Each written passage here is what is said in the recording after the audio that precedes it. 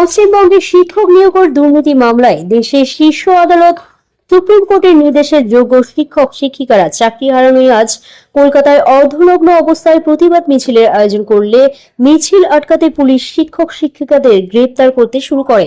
News Bharat থেকে report.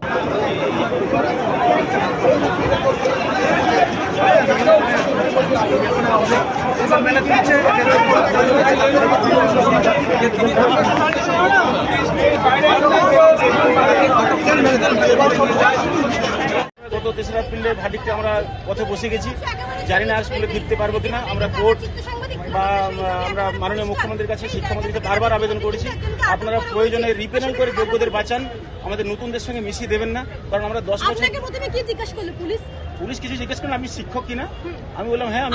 আপনি কি এই মিছিলে যোগদান করতে এসেছিলেন? আমি মিছিলে সহমর্মিতা জানাতে এসেছিলাম, সঙ্গে আমার এসএসসি অফিসে কাজও ছিল, সেই দুটো কাজই একসঙ্গে কাজটা করতে। মানে আপনি তো বলছেন বাস ধরতে যাচ্ছিলেন, সেই সময় আপনাকে আটক করেছে। আমি ওদিকে যাচ্ছিলাম, তারপরও তাহলে কি মিছিল কোনো জায়গায় বাধা দেওয়ার চেষ্টা হতে পারে, সেটা তো আমি গাড়ি থেকে বলতে পারছি না। পুলিশ কি জিজ্ঞাসা করেছে? পুলিশ কিছু জিজ্ঞেস করেন, আমি শিক্ষক কিনা এটুকু এখন কোথায় নিয়ে যাচ্ছে? মানে কিছু শিক্ষক জানে গাড়িতে আমি বসে আছি, ওনার সঙ্গে বসে আছি।